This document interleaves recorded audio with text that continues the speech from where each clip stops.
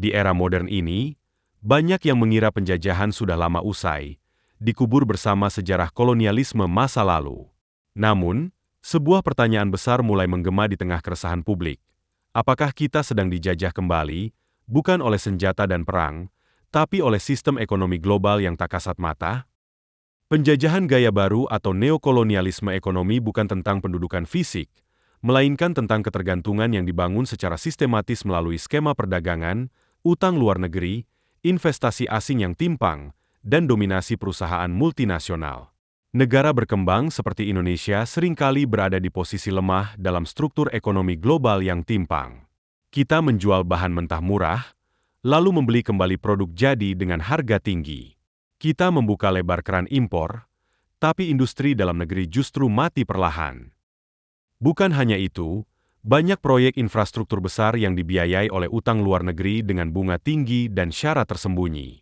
Akibatnya, kita bukan hanya membayar utang, tapi juga menyerahkan kendali atas sumber daya strategis dan keputusan ekonomi kepada pihak asing.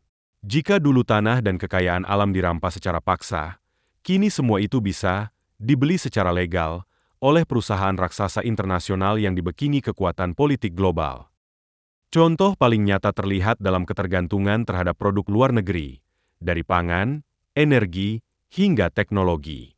Ketika suatu negara tak bisa lagi berdiri di atas kaki sendiri untuk memenuhi kebutuhan dasar warganya, maka kedaulatan ekonomi pun runtuh pelan-pelan. Inilah bentuk penjajahan baru yang jauh lebih halus, tapi dampaknya sangat nyata. Lapangan kerja hilang, petani kalah saing, UMKM mati suri, dan masyarakat kecil makin terpinggirkan.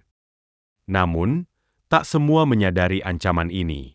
Karena ia tidak hadir dalam bentuk pasukan atau senjata, melainkan dalam bentuk kerjasama ekonomi, investasi asing, atau slogan pertumbuhan ekonomi.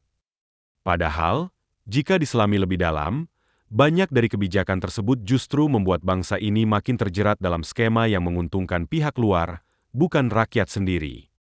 Pertanyaannya kini bukan lagi, apakah kita dijajah, melainkan, sampai kapan kita membiarkan ini terjadi.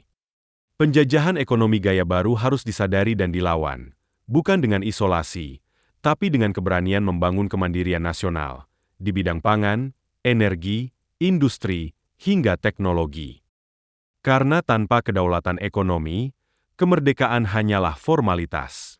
Dan jika kita terus bergantung, maka kita tak lebih dari bangsa yang merdeka secara hukum, namun terjajah secara ekonomi.